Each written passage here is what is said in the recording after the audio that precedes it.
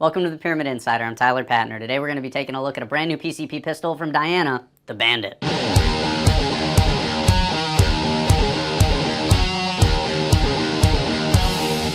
So guys, the Bandit was announced at SHOT Show 2018. We took a look at it there. Comes in a nice little soft case. You get the foam inside, kind of similar to the soft case that the Chaser came with that we already reviewed. But opening it up, you get your manual here. You get the gun itself. You have a magazine. Now this is a 22 right here. This is a 7-shot magazine. And then you get your bag, some O-rings, and then of course your fill probe here as well. One thing to note about the fill probe, just like the Storm Rider, you have a quick disconnect on the end, which I love. That's an awesome little add-on. So guys, getting the Bandit out here, go ahead and pull it on out of the foam and set this guy aside. Now, the Bandit, of course, like I said before, PCP pistol here, fills to 200 bar, so about 2,900 PSI there, and you do have your gauge on the front. Now, while normally I'm not a huge fan of gauges that sit on the front of air cylinders like this, this isn't so bad because the muzzle's way past the gauge, so you can actually get a good look at it without pointing the muzzle at yourself, which is nice. And on that cylinder as well, it's a 50cc cylinder. You have your fill port hole as well, so you just take that probe, stick it in, it can go in from either side. I have seen a couple of these where the configuration is like with the hole on the bottom, so you do have to put it in from the bottom, but you're going to have clean access to it and then be able to get your quick disconnect on there without a problem. So starting up front with the gun here, aside from the air cylinder, you do have a fixed suppressor on this guy. Now this is going to make things really nice and quiet, which is great, because obviously without it, it's going to have a little bit of a bark, so this should take most of that out for us. And that leads back into our fixed blade front sight on a 9.5-inch roughly rifled barrel. And of course it's all blued, so it's got a pretty nice kind of like classic metal wood look to it. And then coming back to our breech, it's going to look pretty familiar to most of you guys if you've watched the Storm Rider or our Chaser review as well. This is all of the same lineage, so made in China by Snow Peak, but with, again, it's got a lot of nice features for the dollar. A sub $200 PCP pistol with this many features on it is not really available currently in the market, so this should be a pretty interesting product if it shoots well. But as we roll back to the breech, you'll notice we have an 11mm dovetail up top, an adjustable rear sight for both windage and elevation, as well as a bolt action. Now it comes with the single shot tray installed, and like I said before, also comes with a magazine. This is a 7-round here in 22, 9 rounds in 177. You're going to get the single shot tray either way, but having that bolt on the left-hand side, I find it really convenient for getting those quick follow-up shots, and I do believe, as I said for the Chaser when we reviewed it, that there are going to be right-handed breeches available for you lefties out there as well. And guys, as we move down to the trigger, you certainly can decock this gun just like the Storm Rider or the Chaser. You just hold the bolt back, pull the trigger, you hear it click there, and you are all good to go. The trigger does have the safety on it, and you guys can maybe see that red ring there around the outside letting you know you're hot and ready to go. You just push it on through to render the trigger safe. I'm not a fan of this style of safety, the kind of air arm style on trigger safety, not a fan. Just a placement issue, not a function issue. And then the trigger itself, metal blade, which is nice, and it does have the adjustment screw in there, so this is the DIT, Diana Improved Trigger. Improved over what, I don't really know, because again, this is the first version we're seeing, and what the adjustment does, I'm not exactly sure, because for whatever reason, Diana does not detail it in the manual, and they also didn't detail it in the Chaser manual. So I really am not sure 100% without going inside of the guts of this gun what it does, but we're going to review it in stock form. That's what we do for everything. We don't adjust it. We want to see how it comes out of the box. And then from the breech, guys, and the trigger, you're moving back into this grip now. I don't know if you guys can see it, but this is a very beefy grip, all right? It's very large. There's a lot of mass to hold on to here, and this is where you're getting a lot of the weight of the gun from. To be honest with you guys, this grip does not fit my hand very well. It's just a little too big on the back strap for me. I have plenty of room here down at the bottom, but if you have bigger hands than I do, this is probably not going to be a problem. But know that if you have small hands, that there may be a little bit of sanding necessary to get a comfortable grip on it. And the one thing I notice immediately is that the reach to the trigger is a little long for me. So that's probably going to come into play when we shoot it for accuracy. I have a sneaking suspicion from having shot a fair number of PCP air pistols before. The ergonomics, like I said, for me, just not there, but it is a fully ambidextrous grip, so the lefties out there, again, shouldn't have any problem getting down on this.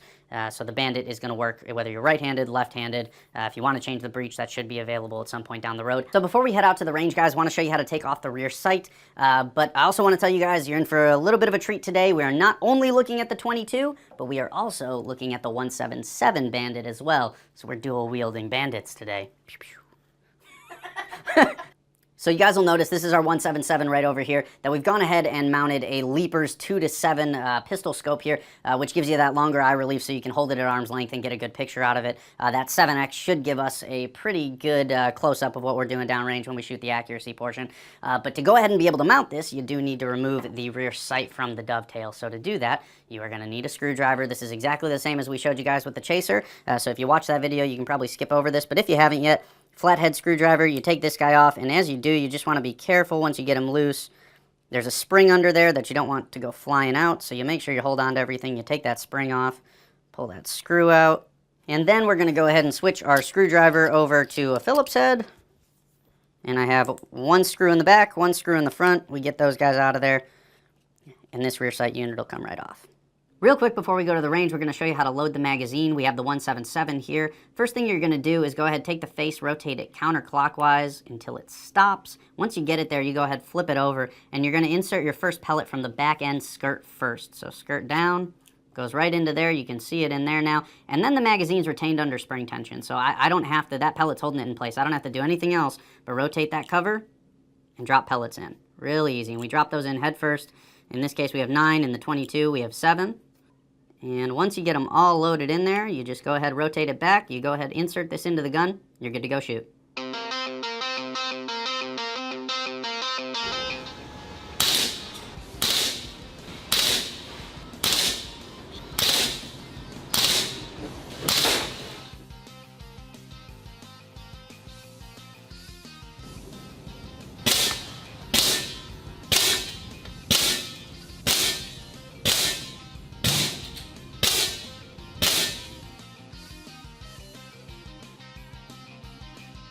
All right, guys, so let's talk accuracy here for the Bandit. Our results, not too bad, starting with the 22 there.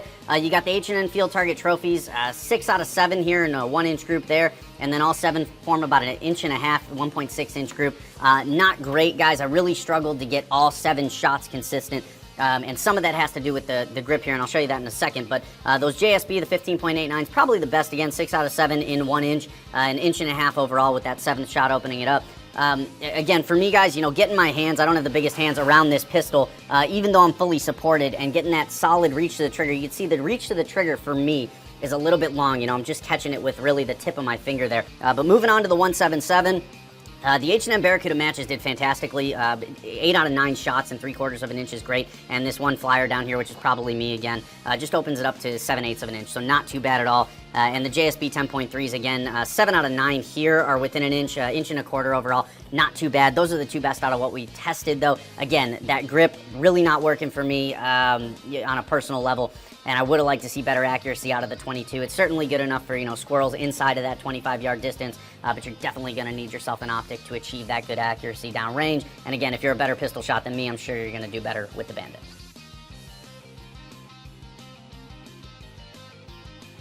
So looking over our chronograph results for the Bandit, guys, one thing you'll notice right away, very large extreme spreads in both calibers, but the consistent theme there is that you're looking at about 2 magazines per fill. So, and that's with, you know, those larger extreme spreads. If you narrow that window to like using it between 180 bar and let's say like 140 bar, you're going to get a much tighter extreme spread. So if you're looking for your best accuracy, I would keep it within a more refined pressure range when you're shooting this guy. But for those of you that are just going to be using this for plinking or maybe some pest control at short ranges in the backyard, you're going to be looking at about 2 magazines off of a full fill. But 11.5 and 14.5 foot-pounds respectively, not too bad in the energy department. And having that 50cc cylinder, guys, you know, again, 2 magazines, not too bad out of the Bandit, but a big extreme spread.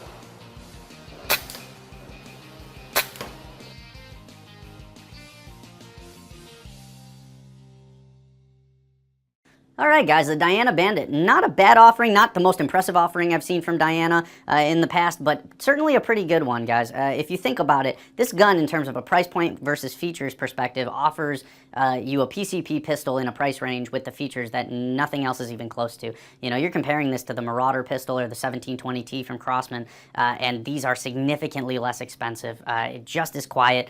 The trigger may not be quite as good as those two options, but you do get a magazine-fed gun, smooth and reliable system there. I was actually really impressed with how smooth everything cycled. You have the option with the single tray. You can scope it if you want to. You have the open sights.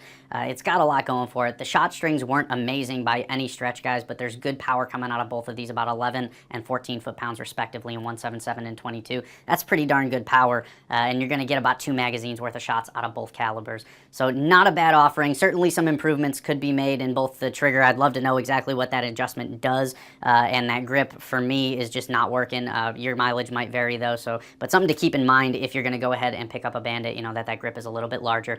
So thank you guys for joining us today. The Diana Bandit, certainly an interesting one that you guys should check out next time you're on PyramidAir.com. For The Insider, I'm Tyler Patner. Don't forget to like, comment, and subscribe. We'll see you guys at the next one.